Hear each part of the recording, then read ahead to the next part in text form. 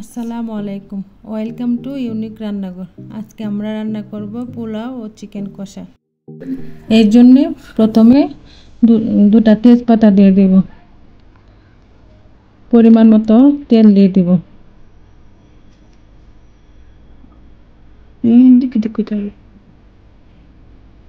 তারপর পেঁয়াজ বাটা,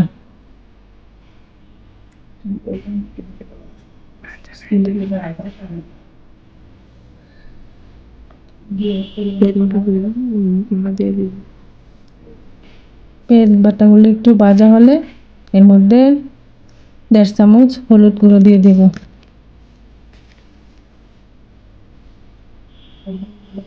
2 চামচ মরিচ গুঁড়ো দিয়ে দিব, 1 চামচ ধনিয়ার গুঁড়ো, পরিমাণ মতো লবণ দিয়ে দিব। একটু নাড়িয়ে কষিয়ে নিব মশলাগুলোকে।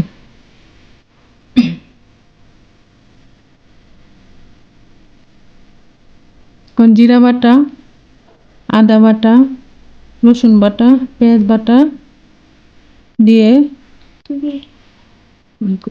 2 মিনিট কষাবো।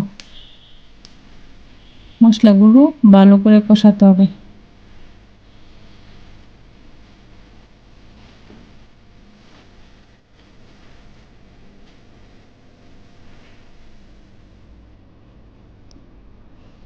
একটু পানি দিয়ে ঢাকনা দিয়ে ঢেকে দেব কিছুক্ষণের জন্য।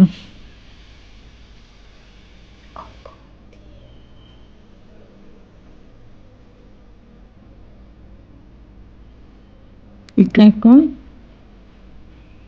ভেজে রাখা মাংসের টুকরোগুলো দিয়ে দেব, তারপর ভালো করে নাড়িয়ে একটু কষিয়ে নেব।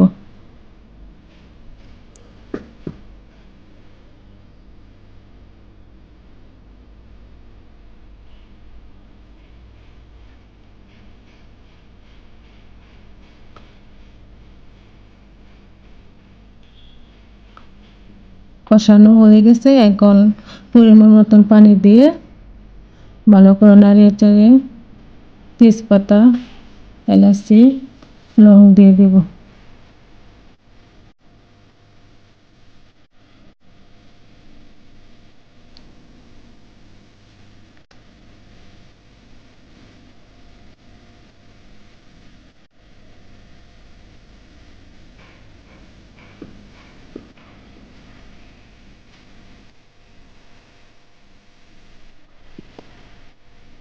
পনেরো মিনিটের জন্য এটা রান্না করব।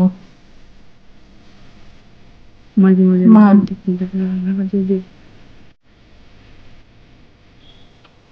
15 মিনিটের ভিতরে মাংসের মশলা, 1 চামচ মাংসের মশলা দিয়ে দেব।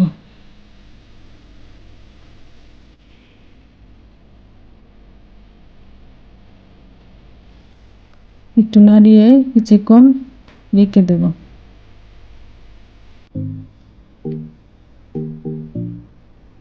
মাংসটা এখন হয়ে গেল।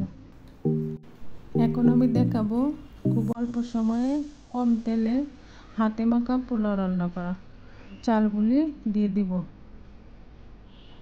আমি এখানে 1 কেজি চাল নিয়েছি, আটা চাল। এখন পেঁয়াজ বাটা, আদা বাটা, জিরে বাটা, রসুন বাটা, পরিমাণ মতো লবণ, তেজপাতা, দুটো তেজপাতা, এলাচি, দারচিনি, লং,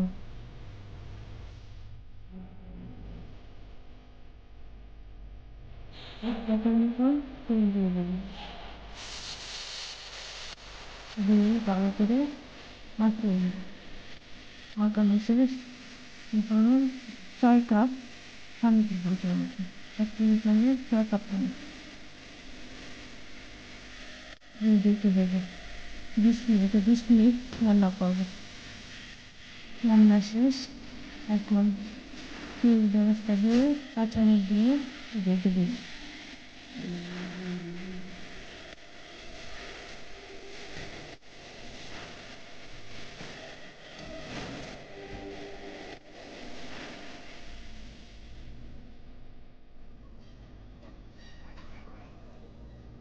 পেঁয়াজ বেরেস্তা দিয়ে দিলাম।